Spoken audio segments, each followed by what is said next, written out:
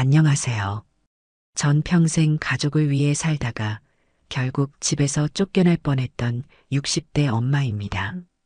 30해 동안 성실하게 일했고 번 돈은 모두 가족한테 쏟아부었습니다. 아들 결혼시킬 때는 제 이름으로 된 집까지 증여했거든요. 그런데 은퇴하고 나니까 갑자기 제가 집에서 눈칫밥을 먹게 됐습니다. 하지만 여러분, 이게 끝이 아니었어요. 제가 그 집을 지키기 위해 어떤 일을 겪었는지, 그리고 결국 어떤 선택을 했는지, 그 이야기를 지금부터 들려드리겠습니다. 이 모든 일은 사실 제가 퇴직하던 날부터 시작됐습니다. 아니, 정확히는 그날 저녁 식탁에서 시작됐다고 해야겠네요. 30해 동안 한 번도 빠짐없이 출근했던 초등학교 행정실. 거기서 받은 퇴직패와 꽃다발을 들고 집에 돌아갔을 때 전 정말 기뻤거든요. 이제 가족들이랑 편하게 시간 보낼 수 있겠다 싶었어요. 근데 그날 저녁 식탁 위에 놓인 건 따뜻한 저녁밥이 아니었습니다. 본격적인 이야기 전에 구독 버튼과 좋아요 한 번씩만 눌러주시고요. 지금 어디서 이 이야기를 듣고 계신가요? 출근길인지 집안일하면서인지 댓글에 남겨주시면 개별로 인사드릴게요. 저희 채널은 매일 이런 진솔한 이야기를 전해드리고 있습니다. 그럼 오늘 이야기 시작하겠습니다. 퇴직식은 조촐했습니다. 교장 선생님이 꽃다발 건네주시면서 말씀하셨어요. 금실 선생님, 정말 수고 많으셨어요. 선생님처럼 성실한 분 처음 봤습니다. 가슴이 뭉클했습니다. 30해가 주마등처럼 스쳐 지나가더군요. 출근부에 빨간 줄 한 번 안 그은 세월. 아이들 코 닦아주고 서류 정리하고 민원 응대하던 날들. 힘들었지만 보람 있었습니다. 이제 집에 가서 가족들이랑 축하 한번 받아야지. 그렇게 생각하면서 집으로 향했어요. 현관문을 열었을 때 거실은 조용했습니다. 아들 도윤이는 소파에 앉아 TV를 보고 있었고 며느리 서진이는 주방에서 뭔가 하고 있더라고요. 다녀왔어. 제가 밝게 인사했습니다. 도윤이가 고개만 까딱했어요. 왔어요? 그게 전부였습니다. 퇴직했다는 말도 수고했다는 말도 없었어요. 뭐 바쁘겠지. 저는 꽃다발을 안고 부엌으로 갔습니다. 서진이가 설거지를 하고 있더군요. 서진아, 엄마 오늘 퇴직했어. 같이 저녁이라도 먹을까? 서진이가 고개를 돌리더니 잠깐 꽃다발을 쳐다봤습니다. 그리고는 다시 설거지에 집중했어요. 아, 네. 축하드려요, 어머니. 근데 저녁은 각자 드세요. 저희 약속 있어서요. 가슴이 철렁했습니다. 그래, 그럼. 윤호라도 같이 먹을까? 윤호는 학원 가야 해요. 서진이의 목소리는 무덤덤했습니다. 마치 오늘이 평범한 날인 것처럼요. 저는 꽃다발을 들고 제 방으로 들어갔습니다. 문을 닫고 침대에 앉았어요. 손에 든 꽃다발이 갑자기 무겁게 느껴졌습니다. 30해를 일했는데 이게 끝인가? 그때 도윤이가 방문을 열고 들어왔습니다. 엄마, 잠깐 얘기 좀 할까요? 그래, 뭔데? 도윤이는 손에 서류 몇 장을 들고 있었어요. 자세히 보니 카드 명세서더군요. 엄마, 이번 달부터 생활비 좀 조정해야 할 것 같아요. 무슨 소리야? 엄마도 이제 은퇴하셨잖아요. 수입이 없으시니까 생활비는 각자 부담하는 게 맞지 않을까요? 심장이 쿵 내려앉았습니다. 도윤아, 엄마가 이 집 내 이름으로 해줬잖아. 그것도 모자라서 생활비까지 내라고? 도윤이의 표정이 굳어졌습니다.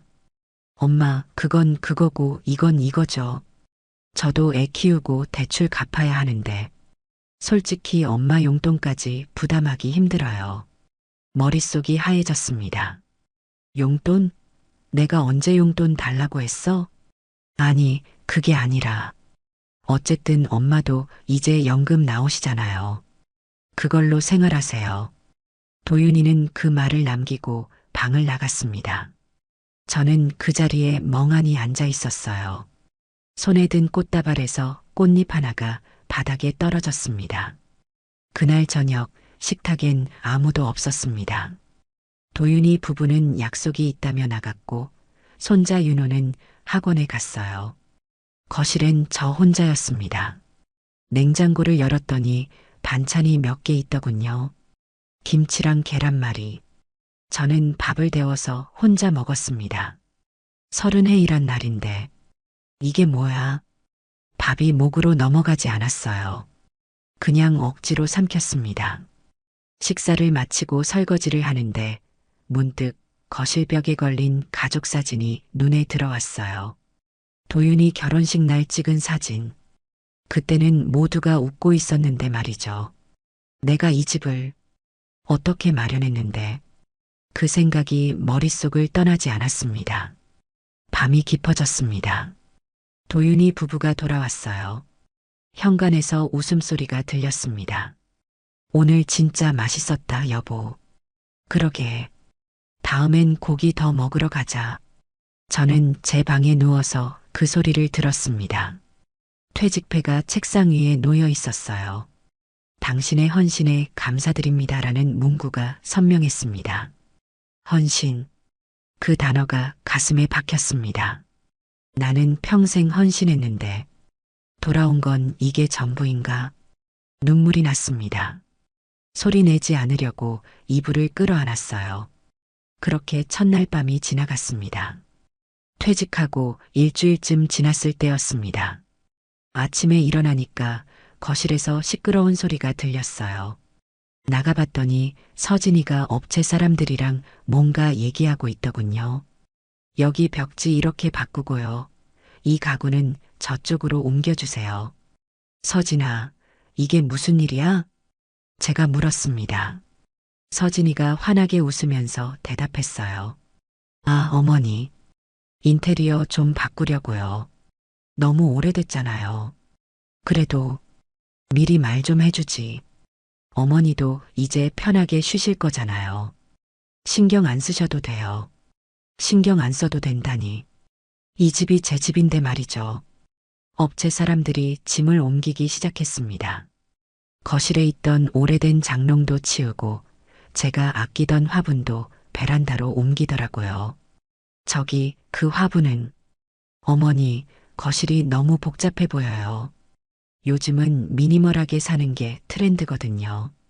서진이는 제 말을 자르고 업체 사람들한테 지시했습니다. 저는 그냥 제 방으로 들어갔어요. 뭐라고 더 말할 기력이 없었습니다. 방 안에서 소파에 앉아 있는데 거실에서 서진이 목소리가 들렸어요. 이 사진들도 좀 너무 많지 않아요? 가슴이 철렁했습니다. 벽에 걸린 가족 사진들을 말하는 거였어요. 문을 열고 나갔습니다. 서진아, 그 사진들은 그냥 둬. 어머니, 요즘은 이렇게 사진 많이 안 걸어요. 몇 개만 남기고 정리할게요. 내가 그냥 두라니까. 제 목소리가 커졌습니다. 서진이가 깜짝 놀란 표정을 지었어요. 어머니, 왜 그러세요? 집 좀 예쁘게 꾸미려는 건데. 이건 내가 마련한 집이야. 말이 나오다 말았습니다. 서진이가 잠깐 저를 쳐다보더니 작게 한숨을 쉬었어요. 알아요, 어머니. 그래서 항상 감사하게 생각하고 있어요. 근데 이제 저희 공간이니까요. 너무 손대지 않으셔도 돼요. 저희 공간. 그 말이 가슴에 비수처럼 꽂혔습니다. 그래, 알았어. 저는 다시 방으로 들어갔습니다. 문을 닫는 순간 눈물이 왈칵 쏟아졌어요. 내 공간이 아니라는 거야. 이제 오후가 되자 인테리어는 거의 끝나 있었습니다. 거실은 완전히 달라져 있었어요. 벽지도 새하얗게 바뀌고 가구 배치도 다 달라졌더군요. 그리고 벽에 걸려 있던 가족 사진들. 10장 넘게 있던 사진이 딱 3장만 남아 있었습니다. 저는 그 앞에 멍하니 서 있었어요. 그때 현관문이 열리면서 윤호가 들어왔습니다. 할머니, 윤호가 제게 달려왔어요. 저는 윤호를 안으면서 겨우 웃었습니다. 윤호야, 학교 잘 다녀왔어? 응. 근데 할머니, 우리 집 왜 이래? 윤호가 거실을 둘러보면서 말했습니다. 엄마가 인테리어 했대. 아, 진짜? 근데 할머니 사진들은 어디 갔어? 가슴이 뭉클했습니다. 윤호만 알아주는구나. 정리했나 봐. 왜? 할머니 사진 좋았는데. 윤호가 고개를 갸웃거렸어요. 그러다 문득 이렇게 물었습니다. 할머니, 근데 이 집 할머니 거 아니야? 응? 아빠가 그러는데 이 집은 아빠 거래. 근데 할머니가 여기 사는데 왜 아빠 거야? 심장이 쿵 내려앉았습니다. 그게 할머니가 아빠한테 준 거야. 왜 줬어? 아빠 결혼할 때 집이 필요했거든. 그럼 할머니는? 할머니는 괜찮아. 윤호가 제 얼굴을 빤히 쳐다봤습니다. 할머니, 울어? 아니야, 윤호야. 할머니 안 울어. 저는 황급히 눈물을 닦았어요. 윤호가 제 손을 꼭 잡았습니다. 할머니, 나는 할머니가 우리 집에 계속 있었으면 좋겠어. 그 말에 눈물이 터져 나왔습니다. 저는 윤호를 꼭 안았어요. 고마워, 윤호야. 할머니도 그래. 그날 저녁 저는 혼자 방에 앉아 있었습니다. 창밖을 보니 비가 내리고 있더군요. 빗소리가 창문을 두드렸어요. 내가 이 집을 어떻게 지켰는데. 그 생각이 계속 머릿속을 맴돌았습니다. 30해 전으로 돌아갔어요. 도윤이가 8살 때였습니다. 남편은 사업에 실패해서 빚을 지고 있었어요. 채권자들이 집까지 찾아왔었죠. 그때 전 이 집을 지키기 위해 정말 악착같이 싸웠습니다. 법원에도 가고 변호사도 만나고 행정실 월급으로는 턱없이 부족했지만 아르바이트를 더 했어요. 주말에도 쉬지 않고 일했습니다. 이 집만은 아들한테 물려줘야 해. 그 생각 하나로 버텼어요. 결국 집을 지켜냈습니다. 채권자들한테 빚을 다 갚고 집 명의를 제 이름으로 바꿨죠. 남편 이름으로 두면 또 문제가 생길까 봐요. 그렇게 20년을 더 일했습니다. 도윤이 대학 보내고 취직시키고 결혼시키면서요. 그리고 결혼 전날 밤 도윤이한테 말했습니다. 도윤아, 이 집 내 이름으로 할게. 엄마 괜찮아요? 괜찮아. 넌 이제 가장이잖아. 가장은 집이 있어야지. 도윤이가 고마워했어요. 그때는 정말 기뻤습니다. 내 아들한테 이만한 선물을 해주다니. 그게 고작 5년 전 일이었습니다. 그런데 지금은 이렇게 됐네요. 비는 더 세차게 내렸습니다. 저는 창문에 이마를 기대고 중얼거렸어요. 내가 준 집인데 왜 내가 눈치를 봐야 하지? 아무도 대답해주지 않았습니다. 거실에서는 도윤이 부부가 웃으면서 TV를 보고 있었어요. 새로 꾸민 거실에서 제가 없는 것처럼 말이죠. 그날 밤 잠이 오지 않았습니다. 천장을 보면서 계속 생각했어요. 이게 맞는 건가? 내가 뭘 잘못한 거야? 답은 나오지 않았습니다. 그저 가슴만 먹먹했어요. 퇴직한 지 한 달쯤 지났을 때였습니다. 아침에 일어나서 거실로 나갔더니 도윤이가 신문을 보고 있었어요. 저는 부엌에서 아침 준비를 시작했습니다. 도윤아, 아침 먹고 가. 아니요, 됐어요. 밖에서 먹을게요. 도윤이는 신문에서 눈을 떼지 않았어요. 저는 혼자 밥을 먹었습니다. 식사를 마치고 설거지를 하는데 도윤이가 말했습니다. 엄마. 응? 엄마 요즘 뭐해요? 뭐 하긴. 집에 있지. 하루 종일요? 가슴이 답답해졌습니다. 퇴직했는데 뭐 할 게 있어야지. 도윤이가 신문을 내려놓고 저를 쳐다봤어요. 요즘 노인분들도 다 일하시던데요. 뭐, 배달도 하시고, 경비도 서시고, 엄마도 좀 움직여 보시는 게 어때요? 손에 들고 있던 접시가 싱크대에 떨어질 뻔했습니다. 도윤아, 지금 무슨 소리 하는 거야? 아니, 엄마가 집에만 계시니까 답답하실 것 같아서요. 일이라도 하시면 건강에도 좋잖아요. 건강? 그게 진짜 이유일까요? 엄마 나이가 60 넘었어. 배달을 어떻게 해? 요즘 70 넘으신 분들도 하시던데요. 그리고 솔직히 집에서 놀고 계시는 것보다는 낫잖아요. 놀고 있다니. 30해를 일한 사람한테 놀고 있다니. 도윤아, 엄마가 너 키우느라 얼마나 고생했는데 그런 소리를 해? 도윤이의 표정이 굳어졌습니다. 엄마, 저도 힘들어요. 애 키우고 대출 갚고 보험 실적 채우려면 솔직히 엄마까지 부양하기 벅찹니다. 부양? 그 단어가 귀를 때렸어요. 내가 언제 부양해 달라고 했어? 그럼 생활비는 어떻게 하실 건데요? 연금만으로 부족하잖아요.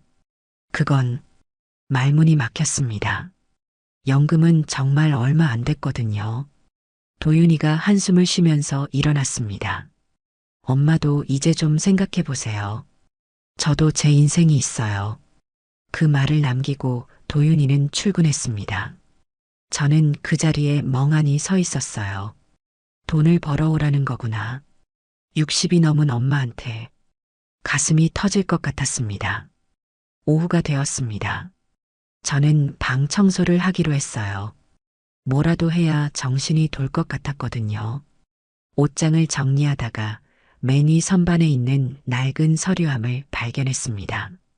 남편이 쓰던 거였어요. 남편이 돌아가신 후로 한 번도 열어본 적 없는 상자였습니다. 이것도 정리해야지. 서류함을 꺼내 바닥에 내려놓았어요. 먼지가 풀썩 날렸습니다. 뚜껑을 열자 오래된 서류들이 나왔습니다. 보험증서, 통장, 낡은 사진들. 그러다 노란 봉투 하나를 발견했어요. 봉투를 열었더니 등기권리증이 나왔습니다. 이 집 등기권리증. 이게 여기 있었네. 그런데 등기권리증 뒷면에 뭔가 적혀 있었어요. 남편의 필체였습니다. 잉크가 발에서 잘 안 보였지만 천천히 읽어 내려갔습니다. 금실아, 미안하다. 내가 사업에 실패해서 우리 집까지 위험해졌다. 하지만 너는 끝까지 이 집을 지켰다. 채권자들이랑 싸우고 법원까지 가면서 말이다. 나는 아무것도 못했다. 그래서 이 집은 내 이름으로 해야 한다. 그래야 우리 가족이 살아남는다. 고맙다. 그리고 미안하다. 손이 떨렸습니다. 남편이 이런 글을 남겼다는 걸 몰랐어요. 남편은 항상 자존심이 강한 사람이었거든요. 미안하다는 말을 잘 안 하는 사람이었죠. 그런데 이렇게 써놨더군요. 이 집은 내 이름으로. 그래야 살아남는다. 가슴이 뭉클했습니다. 30해 전 일이 떠올랐어요. 채권자들이 집 앞에서 고함을 지르던 날, 법원에서 변호사를 만나던 날, 주말마다 아르바이트를 하면서 눈물을 흘리던 날들. 그때 전 정말 악착같이 싸웠습니다. 이 집만은 지켜야 해. 아들이 잘할 집이야. 그 생각 하나로 버텼어요. 밤늦게까지 일하고 쉬는 날도 없이 돈을 벌었습니다. 채권자들한테 욕도 먹고 협박도 받았어요. 하지만 포기하지 않았습니다. 그리고 결국 이겼어요. 빚을 다 갚고 집을 지켜냈습니다. 그때의 제가 얼마나 강했는지 지금 다시 생각해도 놀랍습니다. 나는 싸워온 사람이었어. 등기권리증을 꼭 쥐었습니다. 그때 문득 화가 났어요. 내가 이렇게까지 지킨 집인데 왜 지금 내가 쫓겨나야 해? 분노가 치밀어 올랐습니다. 도윤이한테 집을 준 건 사랑이었어요. 아들이 잘 살기를 바라는 마음이었죠. 그런데 돌아온 건 뭡니까? 돈이나 벌어오라는 소리였습니다. 방문이 열렸습니다. 윤호가 들어왔어요. 할머니, 뭐해? 아, 윤호야. 할머니 청소하고 있어. 윤호가 제 손에 든 등기권리증을 받습니다. 그게 뭐야? 이건 할머니가 옛날에 지킨 거야. 뭘 지켰어? 우리 집. 윤호가 고개를 갸웃거렸어요. 할머니가 우리 집을 지켰어? 무서운 사람들한테서? 응. 할머니가 옛날에는 정말 강했거든. 지금도 강한데? 윤호의 순수한 눈망울이 저를 바라봤습니다. 가슴이 벅차올랐어요. 고마워, 윤호야. 윤호를 안아주었습니다. 윤호의 작은 몸이 따뜻했어요. 맞아. 나는 강한 사람이었어. 그날 밤 저는 침대에 누워 천장을 봤습니다. 등기권리증은 서랍 깊숙이 넣어뒀어요. 나는 이 집을 지키기 위해 싸웠어. 그런데 지금은 머릿속이 복잡했습니다. 도윤이한테 화가 났지만 동시에 슬펐어요. 제 아들이 이렇게 변했다는 게 믿기지 않았습니다. 내가 뭘 해야 하지? 답은 나오지 않았습니다. 다만 한 가지는 확실했어요. 더 이상 가만히 당하고만 있을 수는 없다는 것. 나는 약한 사람이 아니었습니다. 싸워온 사람이었어요. 그리고 필요하다면 다시 싸울 수 있습니다. 눈빛이 달라졌습니다. 그날도 평범한 오후였습니다. 윤호가 학교에서 돌아왔어요. 그런데 뭔가 이상했습니다. 현관문을 열고 들어오는데 어깨가 축 처져 있더라고요. 윤호야, 무슨 일 있어? 윤호가 고개를 들었어요.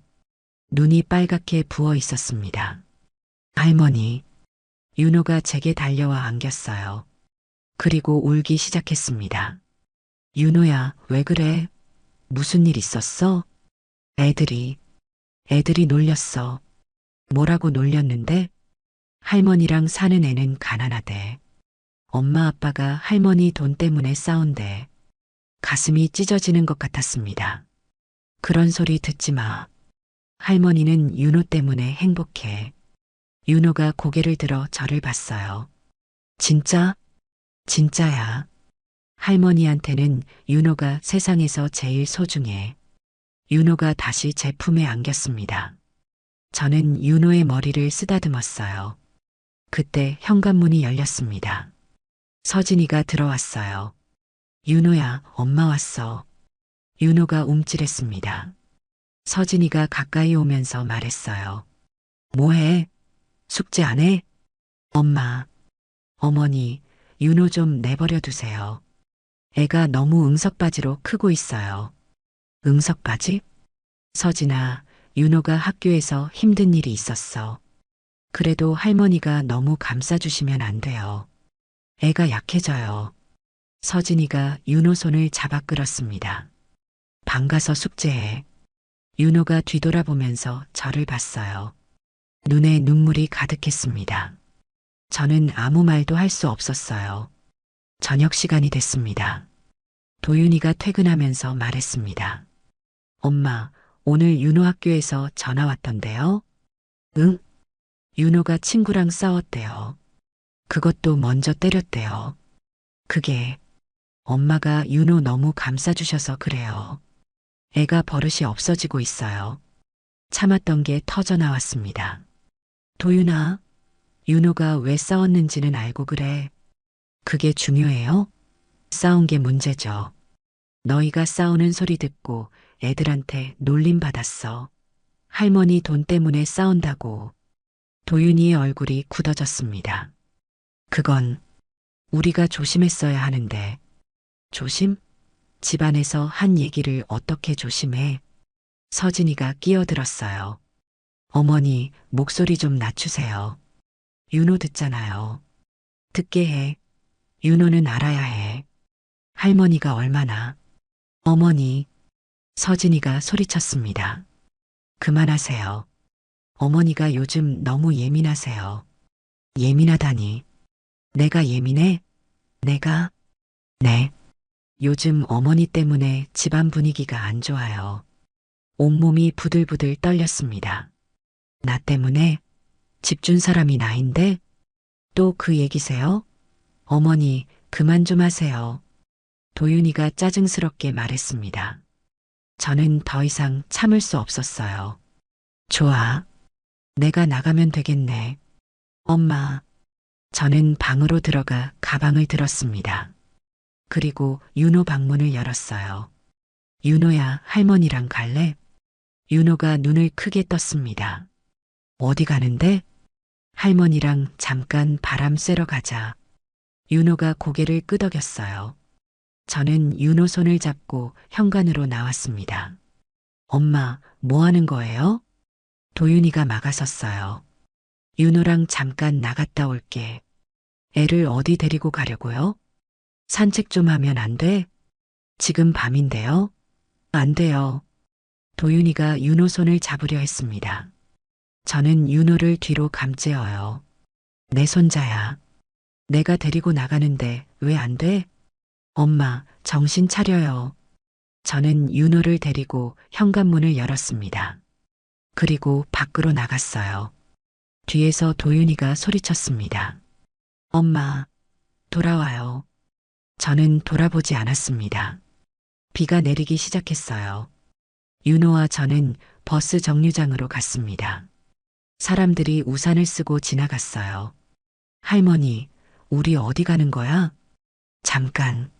잠깐만 여기 있자. 저는 정류장 벤치에 앉았습니다. 윤호를 옆에 앉혔어요. 비가 점점 세게 내렸습니다. 정류장 지붕으로 빗소리가 요란했어요. 할머니, 춥지 않아? 괜찮아. 윤호는 안 춥지? 응, 할머니랑 있으면 안 추워. 윤호가 제 손을 꼭 잡았습니다. 그 순간 뭔가 깨달았어요. 내가 지금 뭐 하는 거지? 아이를 데리고 나왔습니다. 비 오는 밤에 갈 곳도 없이 말이죠. 미쳤구나, 나. 손이 떨렸습니다. 그때 불빛이 비쳤습니다. 경찰차였어요. 차가 정류장 앞에 섰습니다. 경찰관 2명이 내렸어요. 혹시 박금실 씨 맞으십니까? 네. 신고 들어왔습니다. 아드님이 아이를 데리고 사라졌다고요. 가슴이 철렁 내려앉았습니다. 신고요? 네. 아이는 이 아이가 맞습니까? 경찰관이 윤호를 봤어요. 윤호가 겁먹은 표정으로 저를 올려다봤습니다. 할머니, 죄송합니다. 제가 잠깐 산책하려고. 일단 집으로 돌아가셔야겠습니다. 경찰차 뒷자리에 탔습니다. 윤호와 저, 그리고 경찰관. 차 안은 숨막히게 조용했어요. 윤호가 제 손을 놓지 않았습니다. 나는 뭘 한 거지? 내 손자를. 유괴범처럼 눈물이 났습니다. 하지만 참았어요. 윤호 앞에서 울면 안 될 것 같았거든요. 집 앞에 도착했습니다. 현관문이 열리고 도윤이 부부가 뛰어나왔어요. 윤호야. 서진이가 윤호를 안았습니다. 윤호가 뒤돌아보면서 저를 봤어요. 할머니, 윤호야, 미안해. 도윤이가 경찰관들한테 인사했습니다. 죄송합니다. 저희 어머니가 요즘 많이 예민하세요. 경찰관들이 돌아갔어요. 현관에 남은 건 저와 도윤이 부부, 그리고 윤호였습니다. 서진이가 차갑게 말했습니다. 어머니, 이러시면 안 되죠. 아이를 데리고 나가시다니. 나는 그냥이 어디 있어요? 우리가 얼마나 놀랐는데요. 도윤이도 말했습니다. 엄마, 정말 실망이에요. 손자를 뭘로 보는 거예요? 모든 게 제 잘못이 됐습니다. 제가 이상한 사람이 된 거예요. 미안해. 저는 고개를 숙였습니다. 윤호가 울먹이면서 말했어요. 할머니 잘못 아니야. 내가 가자고 했어. 윤호야, 조용히 해. 방 들어가. 서진이가 윤호를 밀어 넣었습니다. 거실에는 무거운 침묵만 남았어요. 저는 제 방으로 들어갔습니다. 문을 닫고 침대에 주저앉았어요. 온몸이 후들후들 떨렸습니다. 나는 뭘 한 거야? 가족들이 저를 보는 눈빛이 떠올랐어요. 이상한 노인, 문제를 일으키는 사람, 그렇게 보고 있었습니다. 가슴 한가운데 무언가가 딱 부서지는 소리가 들렸어요. 이제 정말 끝이구나. 그렇게 생각했습니다. 그 사건 이후 사흘이 지났습니다. 집 안 분위기는 최악이었어요. 도윤이 부부는 저를 피했고 저도 방에만 있었습니다. 윤호만 가끔 제 방문을 두드렸어요. 할머니, 괜찮아? 응, 윤호야. 할머니 괜찮아. 거짓말이었습니다. 하나도 괜찮지 않았어요. 나흘째 되던 날 저녁, 도윤이가 제 방문을 두드렸습니다. 엄마, 나와보세요. 얘기 좀 해요. 거실로 나갔더니 도윤이 부부가 소파에 앉아 있었어요. 테이블 위에는 차가 준비돼 있었습니다. 뭔가 준비한 자리구나. 가슴이 불안했습니다. 저는 맞은편 소파에 앉았어요. 무슨 얘기인데? 도윤이가 서진이를 쳐다봤습니다. 서진이가 입을 열었어요. 어머니, 우리 진지하게 얘기 좀 해요. 그래, 해봐. 어머니도 이제 편하게 사시는 게 어떨까 해서요. 편하게 산다? 무슨 뜻이야? 도윤이가 말했습니다. 엄마, 요즘 엄마도 힘드시고 우리도 힘들잖아요. 서로 좀 떨어져 사는 게 나을 것 같아요. 심장이 쿵 내려앉았습니다. 떨어져 살자고? 네. 엄마 혼자 사시면 훨씬 자유로우실 거예요. 서진이가 덧붙였어요. 저희도 솔직히 어머니 눈치 안 보고 살고 싶거든요. 이게 서로한테 좋은 거예요. 눈치를 본다니. 내가 준 집에서 내 눈치를 본다고? 그래서 나보고 나가라는 거야? 나가라는 게 아니라 독립하시라는 거죠. 요즘 노인분들 혼자 사시는 분 많아요. 도윤이가 조심스럽게 말했습니다. 엄마, 우리가 전세 알아봤어요. 작지만 괜찮은 데 있더라고요. 보증금은 저희가 도와드릴게요. 보증금을 도와준다고? 내가 준 집에서 쫓아내면서 보증금을 도와준다고? 웃음이 났습니다. 이게 지금 말이 돼? 엄마, 감정적으로 받아들이지 마세요. 이게 현실적인 방법이에요. 현실적? 현실은 이 집이 누가 마련했는지 너희가 알잖아. 목소리가 커졌습니다. 서진이가 인상을 찌푸렸어요. 어머니, 그 얘기 그만 좀 하세요. 저희도 감사하게 생각해요. 근데 이젠 저희 집이잖아요. 감사하게 생각한다고? 겉으로만 그러는 거지. 어머니, 서진이가 소리쳤습니다. 저희가 얼마나 참았는데요?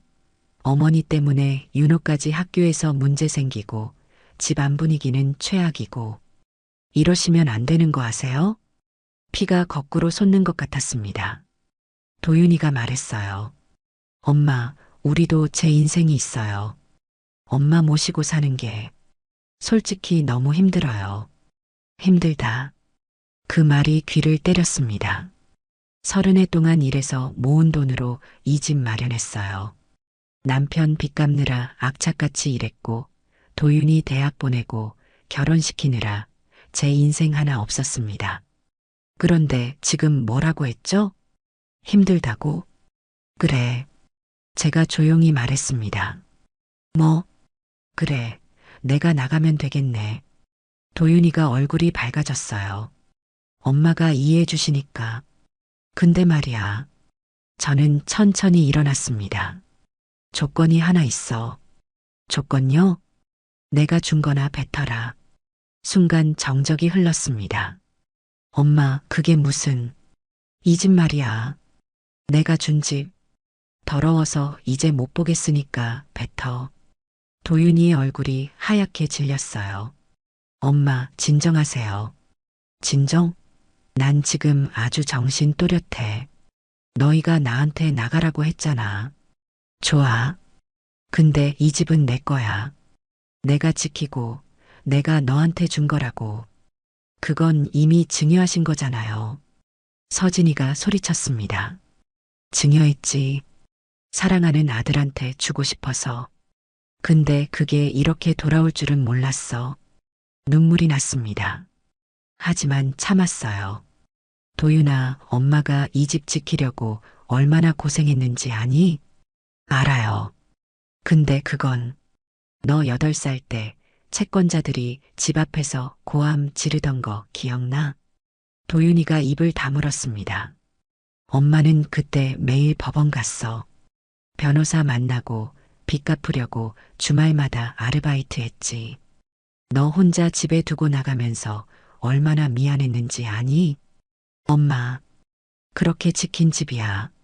내가 잘할 집, 내가 행복할 집이라고 생각했어. 가슴이 터질 것 같았습니다. 근데 지금 나한테 나가래. 보증금 도와준다고 하면서 도윤이가 고개를 숙였어요. 서진이는 팔짱을 끼고 저를 쳐다봤습니다. 엄마는 평생 너희한테 미안했어. 더 잘해주지 못해서, 더 많이 벌어오지 못해서. 근데 이제 알았어. 뭐려? 내가 미안해할 필요가 없다는 거. 너희가 미안해야 하는 거였어. 저는 가방을 들었습니다. 나간다. 근데 기억해. 이 집은 내 거야. 법적으로. 엄마. 도윤이가 소리쳤어요. 저는 돌아보지 않고 현관으로 갔습니다. 윤호가 방문을 열고 나왔어요. 할머니, 어디가? 윤호야. 윤호가 제게 달려왔습니다. 저는 윤호를 꽉 안았어요. 할머니 사랑해. 나도 윤호 사랑해. 많이 많이. 윤호를 놓고 현관문을 열었습니다. 엄마, 진짜 나가는 거예요? 도윤이가 따라 나왔어요. 그래. 너희가 원한 거잖아. 그래도 됐어. 이제 편하게 살아. 내 눈치 안 보고. 저는 문을 닫았습니다.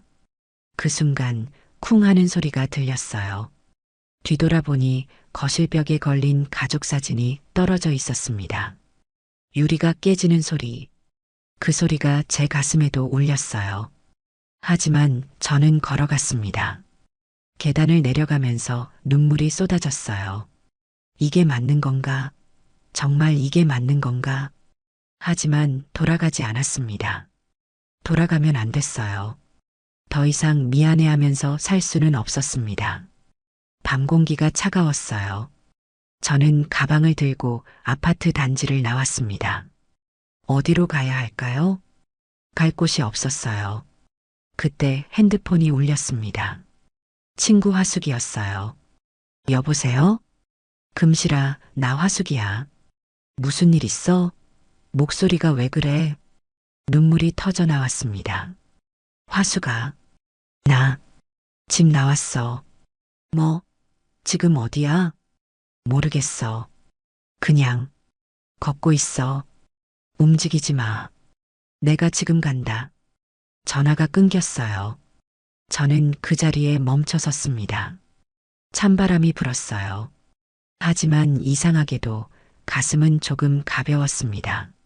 처음으로 제 선택을 한 것 같았거든요. 화숙이가 차를 몰고 왔을 때 저는 아파트 앞 벤치에 앉아 있었습니다. 금실아. 화숙이가 달려와 저를 안았어요. 괜찮아? 얼굴이 왜 그래? 화숙아. 나 말이 나오지 않았어요. 그냥 울었습니다. 화숙이는 아무 말 없이 제 등을 토닥였어요. 됐어. 일단 우리 집 가자. 얘기는 거기서 하고. 화숙이네 전원주택은 조용한 동네에 있었습니다. 차에서 내렸을 때 맑은 공기가 폐로 들어왔어요. 오랜만에 숨을 제대로 쉬는 기분이었습니다. 들어와. 방 하나 비워뒀어. 화숙이가 제 가방을 들어줬어요. 방은 아담했습니다. 깨끗한 침대와 작은 책상, 창문으로 정원이 보였어요. 여기서 쉬어. 아무 생각하지 말고. 고마워, 화숙아. 무슨 소리? 우린 50년 친구잖아. 화숙이가 문을 닫고 나갔습니다. 저는 침대에 앉았어요. 몸에서 힘이 쭉 빠지더군요. 진짜 나왔구나. 그제야 실감이 났습니다. 그날 밤 잠이 오지 않았어요. 천장을 보면서 계속 생각했습니다. 내가 잘한 건가? 아들을 두고 나온 게 맞나? 하지만 돌아갈 수는 없었어요. 다음 날 아침, 화숙이가 아침밥을 차려줬습니다. 먹어. 어제 저녁도 안 먹었잖아. 고마워. 밥을 먹으면서 화숙이가 물었어요. 금실아, 앞으로 어떻게 할 거야? 모르겠어. 그냥 여기 좀 있어도 돼? 당연하지. 근데 말이야. 화숙이가 잠시 망설이더니 말했습니다. 법적으로 알아봐야 하지 않을까? 법적으로? 그 집 말이야. 내가 증여했다고 해도 방법이 있을 거 아냐. 가슴이 철렁했습니다. 아들을 법정에 세우라고? 아니, 그게 아니라 내 권리를 찾자는 거지. 화숙이의 눈빛이 진지했어요. 금실아, 평생 잘해줬으면 이제 좀 잘 살아. 내 인생이야. 그 말이 가슴에 와 닿았습니다. 며칠 후, 화숙이가 변호사를 소개해줬어요. 사무실은 깔끔했습니다. 변호사는 40대 초반 여성이었어요. 앉으세요, 박금실 씨. 네. 상황 설명 좀 해주시겠어요? 저는 천천히 이야기했습니다. 30해 전 남편 빚, 집을 지킨 이야기, 아들한테 증여한 일, 그리고 쫓겨난 일까지. 변호사가 고개를 끄덕였어요. 증여 취소 사유가 될 수 있습니다. 정말요? 네. 증여자가 생활이 공공해졌거나 수증자가 증여자를 부양할 의무를 이행하지 않은 경우 법적으로 증여 취소를 청구할 수 있어요. 희망이 보였습니다. 그럼 집을 되찾을 수 있다는 거예요? 가능성은 있습니다. 다만 변호사가 잠시 멈췄어요. 법정까지 가야 할 수도 있어요. 아드님과 직접 대면하게 될 겁니다. 가슴이 내려앉았습니다. 법정, 도윤이와 법정에서 마주 앉는다는 것. 생각해 보시고 연락 주세요. 변호사가 명함을 건넸습니다. 집으로 돌아오는 차 안. 저는 창밖만 봤어요. 화숙이가 말했습니다. 금실아, 무슨 생각해? 화숙아, 내가 내 아들을 법정에 세워야 하나? 그게 아니잖아. 내 권리를 찾는 거지. 근데 법정에서 서로 얼굴 보고 싸우는 거잖아. 그게 가능할까? 화숙이가 차를 세웠습니다. 금실아, 나봐. 저는 화숙이를 봤어요. 넌 아들을 벌주는 게 아니야. 널 지키는 거야. 그 차이를 알아야 해. 하지만 평생 내가 먼저 양보했잖아. 이번엔 내가 먼저야. 내 인생이 먼저라고. 눈물이 났습니다. 근데 무서워. 정말 무서워. 그래, 무서워도 돼. 근데 그렇다고 포기하면 안 돼. 화숙이가 제 손을 꼭 잡았어요. 넌 강한 사람이야. 30해 전에도 집 지켰잖아. 이번에도 할 수 있어. 그날 밤, 저는 방에 혼자 앉아 있었습니다. 변호사 명함을 손에 들고 한참을 봤어요. 내가 정말 할 수 있을까? 핸드폰이 울렸습니다. 도윤이었어요. 손이 떨렸지만 받았습니다. 여보세요.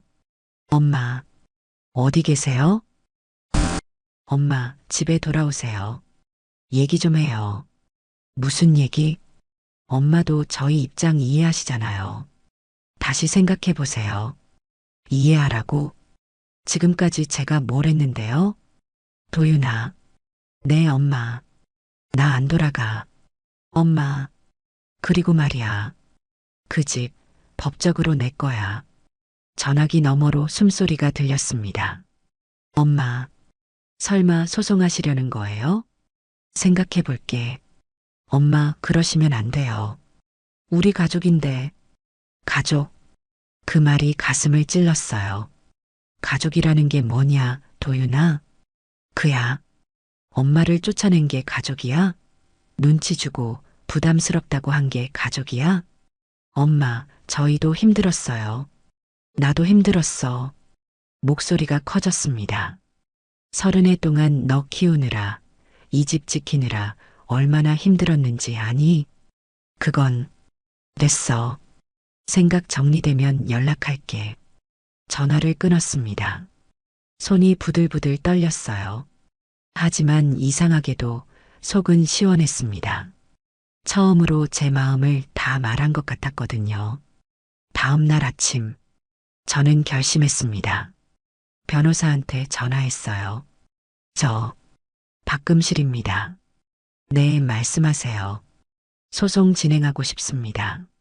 알겠습니다. 내일 사무실로 오시겠어요? 네. 전화를 끊고 한숨을 쉬었습니다.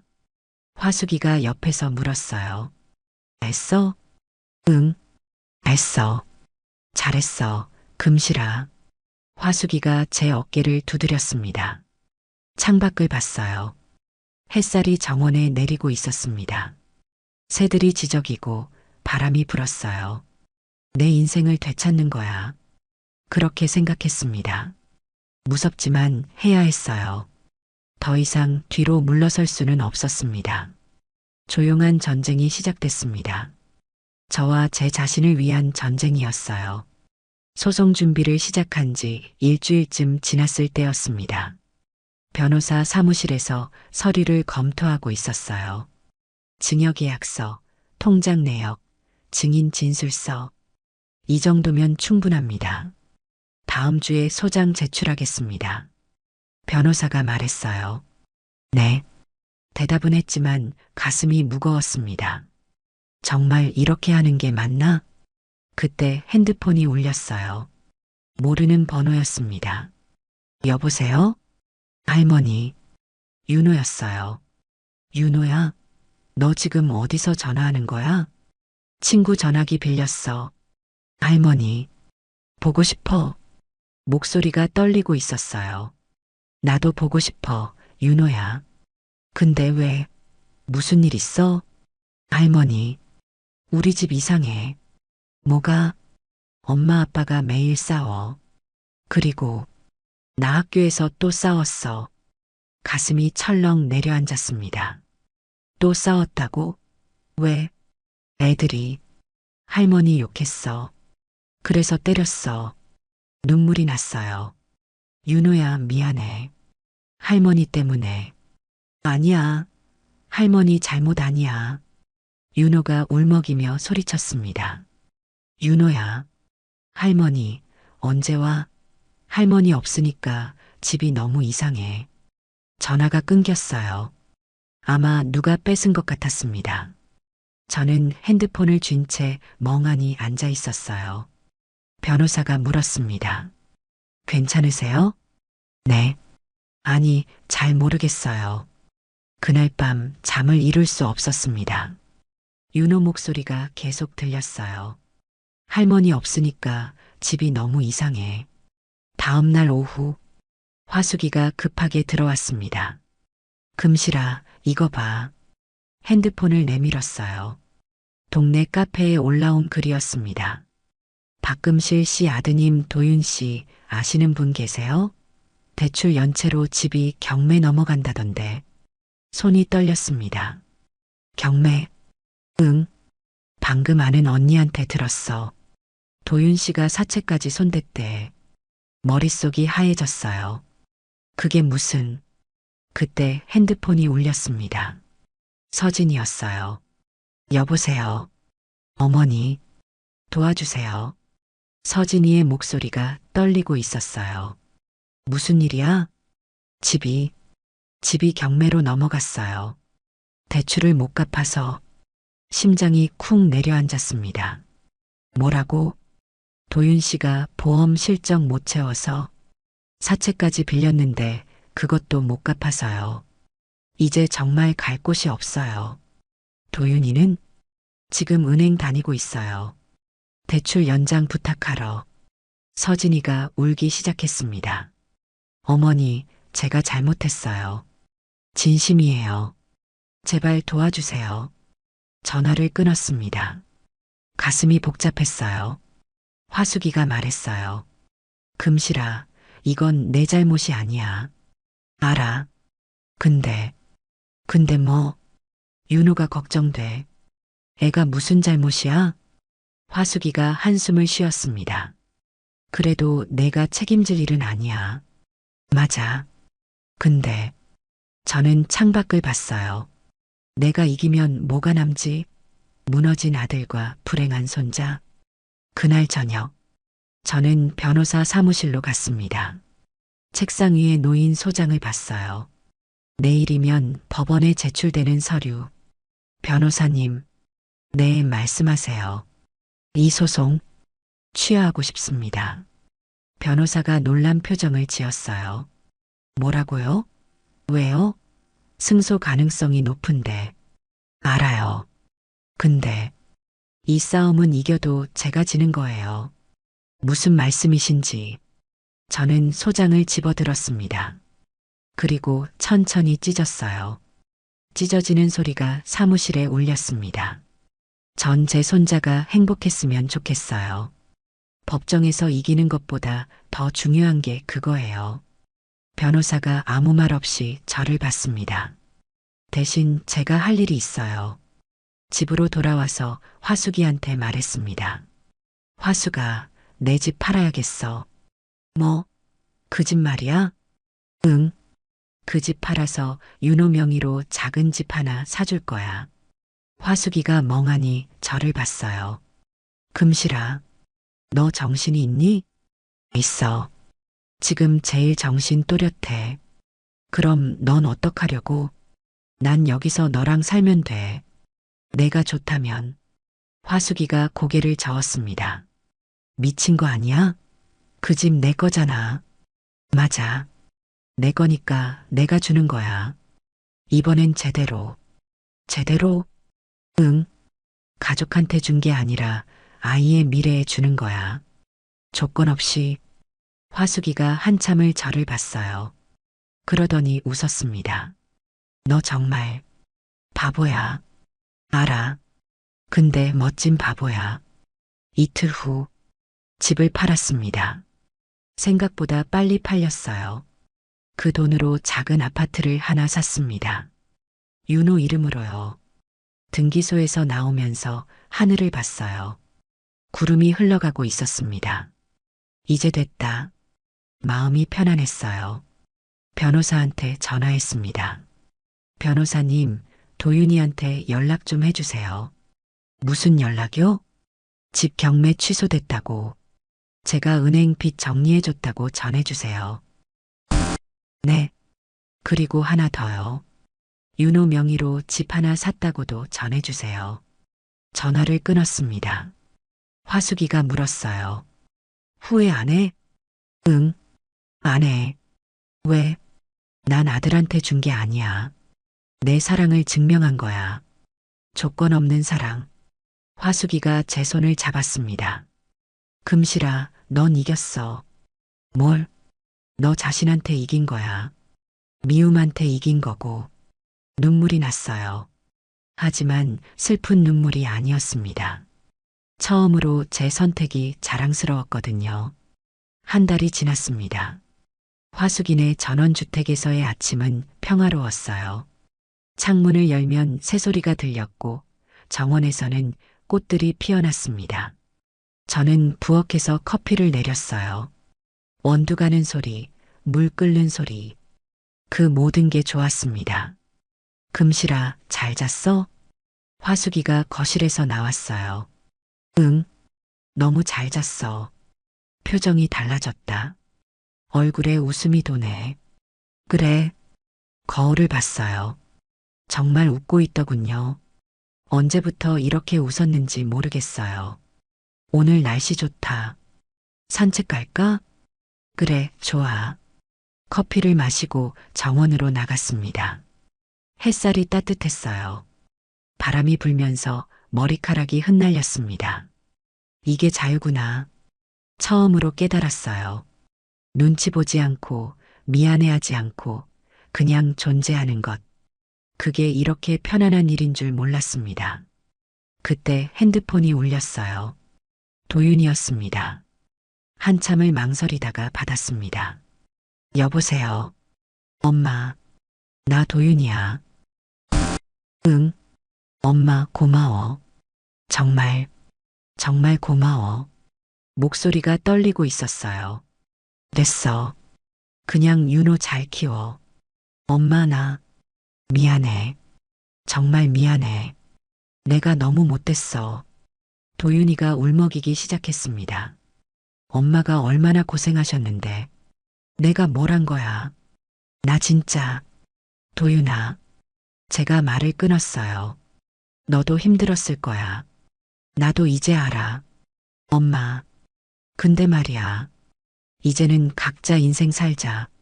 너도 나도. 엄마, 그게 무슨. 서로 짐이 되지 말고 각자 행복하게 살자는 거야. 침묵이 흘렀습니다. 엄마, 보고 싶어요. 나도. 윤호가 엄마 보고 싶대요. 가슴이 뭉클했어요. 그래, 그럼 이번 주말에 윤호 데리고 와. 정말요? 응, 여기 정원 예쁘거든. 윤호 좋아할 거야. 고맙습니다, 엄마. 정말. 전화를 끊었습니다. 화숙이가 웃으면서 말했어요. 화해했어? 화해라기보다는 선 그은 거지. 건강한 선. 그래, 그게 맞아. 이틀 후 주말이 왔습니다. 초인종이 울렸어요. 문을 열자 윤호가 서 있었습니다. 할머니, 윤호가 제게 달려왔어요. 저는 윤호를 꽉 안았습니다. 윤호야, 보고 싶었어? 나도. 할머니, 너무 보고 싶었어. 윤호가 저를 놓지 않았어요. 저도 윤호를 놓고 싶지 않았습니다. 도윤이 부부가 뒤에 서 있었어요. 어색한 표정이었습니다. 들어와. 거실로 안내했어요. 화숙이가 차를 준비해뒀습니다. 앉으세요. 도윤이 부부가 조심스럽게 앉았어요. 윤호는 정원을 보면서 소리쳤습니다. 와, 여기 진짜 예쁘다. 할머니, 나 저기 가봐도 돼? 그래, 가봐. 조심히. 윤호가 뛰어나갔어요. 거실에는 무거운 침묵이 흘렀습니다. 서진이가 먼저 입을 열었어요. 어머니, 죄송합니다. 진심으로. 됐어. 다 지난 일이야. 아니에요. 저희가 정말 잘못했어요. 도윤이도 말했습니다. 엄마, 저 반성 많이 했어요. 윤호 명의로 집 해주신 거 정말 감사해요. 그건 윤호한테 준 거야. 너희한테 준 게 아니야. 알아요. 그래서 더 감사하고 미안해요. 저는 차를 한 모금 마셨습니다. 너희 행복하게 살아. 윤호랑. 그게 내가 바라는 전부야. 엄마. 그리고 말이야. 윤호 자주 데리고 와.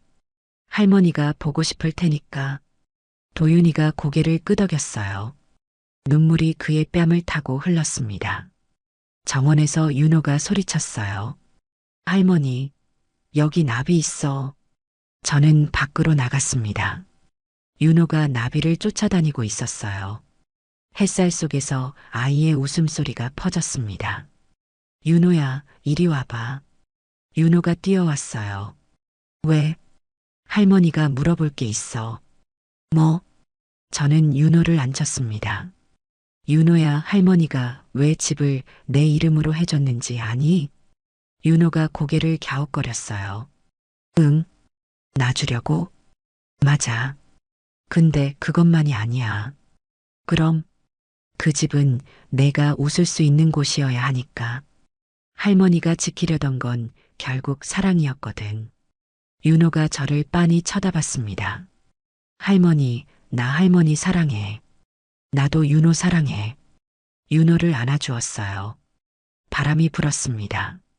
정원의 꽃들이 흔들렸어요. 도윤이 부부가 나와서 우리를 봤습니다. 엄마, 저희 이만 가봐야 할 것 같아요. 그래. 조심히 가. 윤호가 제 손을 꼭 잡았어요. 할머니, 다음 주에 또 올게. 그래, 기다릴게. 그들을 배웅하고 집으로 돌아왔습니다. 화숙이가 물었어요. 어때? 기분이? 좋아. 정말 좋아. 창가에 앉아 밖을 봤습니다. 해가 지고 있었어요. 하늘이 붉게 물들었습니다. 화수가, 응? 고마워. 내가 없었으면 나 못 버텼을 거야. 무슨 소리? 넌 원래 강한 애야. 아니야. 혼자였으면 무너졌을 거야. 화숙이가 제 옆에 앉았어요. 금실아, 넌 이제 뭐 할 거야? 글쎄, 일단은 그냥 살아볼까? 나답게. 나답게? 응. 평생 남 눈치 보면서 살았잖아. 이제는 내가 하고 싶은 거 하면서 살 거야. 예를 들면, 그림 배워볼까? 예전부터 하고 싶었거든. 좋네. 나도 같이 배울까? 그래. 둘이 웃었습니다. 밤이 되었어요. 저는 침대에 누워 천장을 봤습니다. 나는 지금 행복한가? 스스로에게 물었어요. 대답이 나왔습니다. 응, 행복해. 처음으로 제 인생이 제 거라는 걸 느꼈습니다. 아들한테 미안하지도 며느리한테 눈치 보지도 않는 삶. 그저 저로 존재하는 삶. 이제 나는 나한테 미안하지 않다. 그 생각이 가슴에 스며들었어요. 창밖에서는 달빛이 쏟아지고 있었습니다. 내일 아침에는 또 새들이 노래할 거예요. 화숙이랑 산책도 하고 정원도 가꾸고 그림도 배우고 그렇게 하루하루 제 인생을 살아갈 겁니다. 누구의 엄마가 아닌 박금실로 눈을 감았어요. 입가에 미소가 번졌습니다. 편안한 잠이 찾아왔습니다.